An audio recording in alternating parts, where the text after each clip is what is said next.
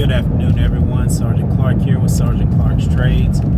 It's Friday, back with a post aftermarket update to update on the action we've seen this week, not just with AMC, but across the market as a whole, and specifically the crypto market and the impact that will have and has had on AMC and what it means and what we're seeing. I know there's a lot of people who follow AMC and GameStop who are also invested in cryptocurrency and have, firm convictions in the possibilities and potential of long-term profits with cryptocurrency. And right now, cryptocurrency is really taking a beating. AMC the past 2 days has been beaten down pretty hard. Just checked right before starting this video, and it was down to AMC was down to $12. At the end of the day, it's still a good week. Came off of 8 straight green days. Yeah, we've had 2 red days here the past 2 days, but overall, continually, on an uptrend. So I'm not concerned. I'm still smiling. It's been a good week. We had some big run-ups this week.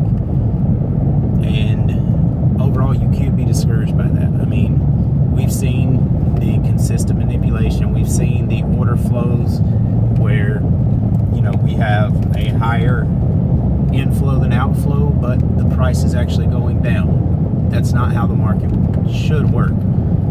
That just shows it's pure manipulation at this point. Cryptocurrency, on the other hand, has taken a severe beating. Ethereum is down 45% in the last week, and I believe Bitcoin is down 27% in the past week, and that is not natural. For those to have that drastic of a drop is not natural by any means. Like, I don't think you can look back through any time in the history of either one of those cryptos and see that significant of a drop in that short amount of time. And what that tells me is that they're loading up. And what I mean by that is a lot of companies have begun investing in cryptocurrency, and probably have been for a long time, especially with Bitcoin's run up that it's had, Ethereum's run up that it's had. Bitcoin hit over 60 grand for a week or 2 straight and was just consistently on that uptrend. So of course these hedge funds and other institutional investors have been taking long positions in those cryptocurrencies. And to me, it seems like it's time for them to start pulling out of those positions to try and cover their short positions. It's no secret Melvin and Citadel both have exponential short positions. We've seen the report. I actually broke down one of the financial reports a little bit as relates to, I believe it was Melvin. But overall, what we're seeing is them trying to transfer liquidity from cryptocurrency into the stock market to be prepared for what they know is about to happen, and what we know has been about to happen, what we've been waiting on, and fighting for 4 or 5 months now almost for this short squeeze to happen. Now, when this short squeeze happens, like I said, we're going to see a run up, we're going to see a pullback, we're going to see a run up, we're going to see a pullback. The way a stock market should work, the way the stocks should run. You can't just have constant uptrend. We're going to see those pullbacks. We've seen them double down on their short positions continuously still. A lot of people are talking about Wanda selling their positions.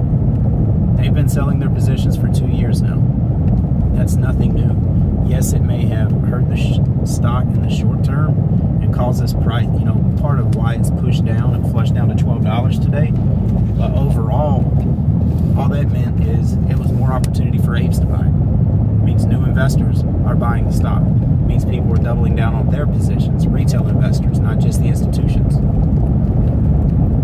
I could talk about the math all day on the potential billions of synthetic shares out there, or the market manipulation we've seen, the failure to delivers. There's plenty of people who break that down. But what I want to put in your head right now is remembering why you're invested in AMC and why AMC has a greater potential than GME did back in January, when AMC also ran up a little bit. Obviously nowhere near as much as GameStop did, but I'm going to give you my personal opinion on why I am invested in AMC versus GameStop. It's by no means an us versus them. You know, ape no hurt ape. That's the big thing everybody's pushing right now, and it's true. We're all in this for the same reason. We're all in this for a short squeeze to, you know, bleed hedge funds dry, to change our lives, change our future. But the reason that I personally am invested in AMC is because of what I learned and what really retail investors as a whole have learned from what happened in January. And what I mean by that is GameStop had the chance to just go nuclear, and it was stopped hard. You know, people could not sell out of their people could only sell out of their positions and couldn't buy, and then there were limits on how many shares people could buy.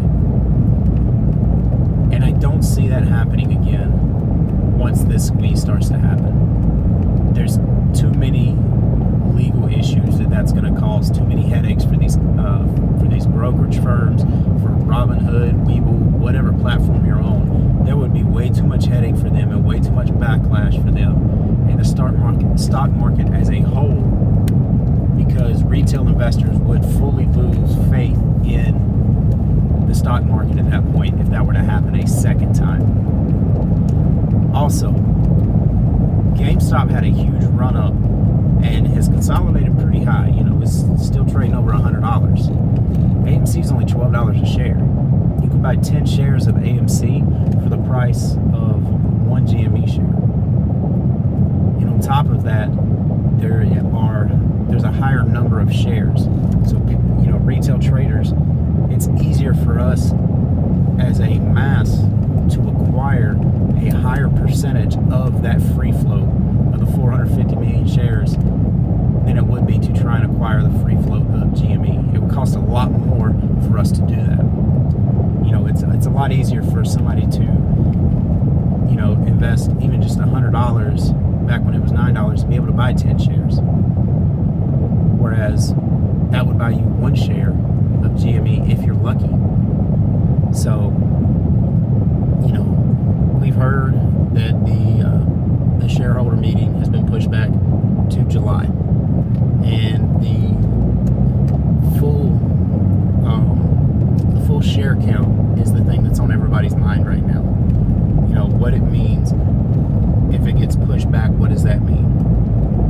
The thing is, when they send out these proxy votes, when they send out all the information for the shareholder meeting, when they send that out in June, they have to be able to have some idea of how many shares and how many shareholders are holding the stock at the time. Like, how many people are you sending this out to, and how many shares do each of those people have to count their votes for that shareholder meeting? So if they're sending that information out, they have to have some kind of idea. And I believe that Adam Aaron is going to address that. It's not going to address everything, just what they can prove. And that's a big win for us.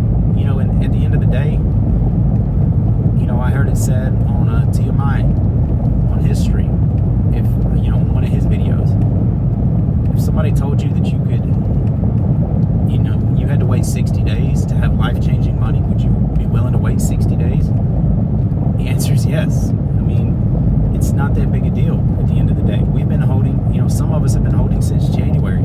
Some people longer than that. And just because they believed in, you know, they might have played it as an economic recovery play, waiting on the vaccine, knowing that things were going to open back up and saw a bargain buy there. Or they may have played it as the short squeeze potential back in January before it did have the short squeeze. But to me, AMC is going to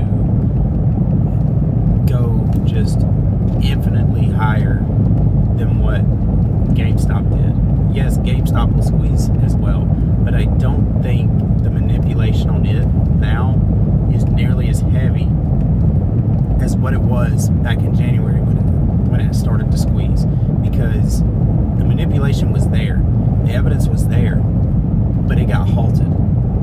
Their progress got stopped. All their momentum was just put to a stop, and that's not going to happen this time. They cannot do it. There's too many things on the line, too many legal issues that it will cause, too many, like I said, headaches for all these companies, too much loss of faith in this practice, in the practice of trading stocks in a free market.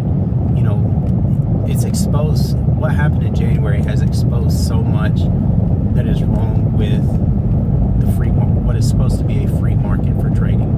It's exposed manipulation, it's exposed, you know, what naked shorting is and how it can be used as a tool basically for evil to push retail investors to the side. And I think what we're seeing now is a movement like we will never see again, and that's a movement for awareness, for knowledge, just this constant thirst for more knowledge. Everybody constantly, you know, whether it's on Reddit or Twitter, is posting out more and more and more data to make everybody more aware of what's going on, whether it's with AMC or GME or any other stocks. You know, there's 100 stocks out there that people are supporting heavily and with the same kind of conviction that the AMC apes are. So what we're seeing now is a shift in how things will run moving forward. It's not just going to be a market run by hedge funds and institutional investors. It's going to be a market a lot more regulated, I believe. I believe that all these SEC regulations are going to change the way the market operates as a whole to prevent something from happening like what we're about to see. The reason this is called the mother of all short squeezes is because of what happened in January. It was really the kickstart. You know, the kick in the can down the road got to a wall. It got to a stop sign that it could not do anything but turn around at. And once it turned around, all those retail investors were standing right behind it, looking down and looking at what was happening. And it opened their eyes to where, okay, we know now how the market really works. How can we fix it?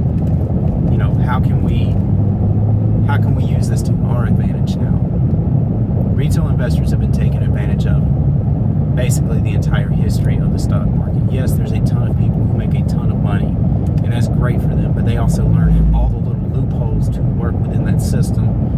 You know, they've done their research, they've studied, whether it's technical, fundamental analysis, whatever it is. But now what you have with the Reddit community, with the Twitter community, you know, with the ape community as a whole, is just this giant collection of people willing to spend their time, whether it's when they're at home, when they're on break at work, whatever it is, spending their time doing research to help other people better their lives, to give them more information to make a better decision on their financial future.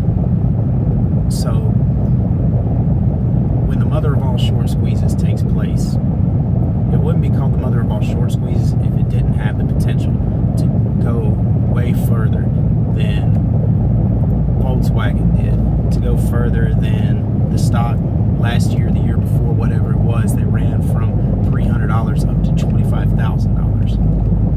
Way more potential than GameStop did in January when it got stopped down to $500, or it got stopped at $500. The mother of all short squeezes refers to a singular event that will never happen again in our lifetime. And the question is, are you ready for it? Are you willing to be patient for it? You know, we've done the hard work. We've done our due diligence. We've done, you know, all the buying and holding, and we're going to continue to buy and hold. And that's, at the end of the day, that is our job. That is all we have to do, is buy the shares and hold them and not sell them, and not let hedge fund manipulation drive us into fear, uncertainty, and doubt. But don't listen to those hit pieces. Put your phone down, walk away. You see the market bleeding, walk away. Come back with a smile on your face. Oh, Has it closed yet? No, I'm fine. Go back to your day. Live your life. Don't wait on this to happen. Don't spend your days stressed about whether or not this is going to happen. At the end of the day, you should never invest money that you're not willing to lose. And if you're waiting on this money for a certain date, then that was the wrong decision. And I'm not saying that as a knock on anybody. I'm not saying that in any kind of way that is meant to discourage anybody. But the fact of the matter is, nobody knows when this is actually going to squeeze. But it will. It has no choice but to, based on all the research, all the time that everyone has put into learning the numbers, the fundamentals, where we're headed, all the decisions that Adam Aron is making that is benefiting us and benefiting his company as a whole. It's just, it cannot go that way. But if it does, I don't believe it will, but if by some chance this thing never squeezes, guess what? What'd you do? Did you lose money? If you lost money, then most likely you bought at the very, very top. But very few people probably did that. By now, they've probably already averaged down. Or you sold out of fear when the price was going down. And you learned the lessons about patience. So that's all I've got for today. I want y'all to stay positive. Look forward to next week. We'll see what happens with the stock. We'll see what happens when Monday comes around, pre-market. And y'all enjoy your weekend. Stay safe.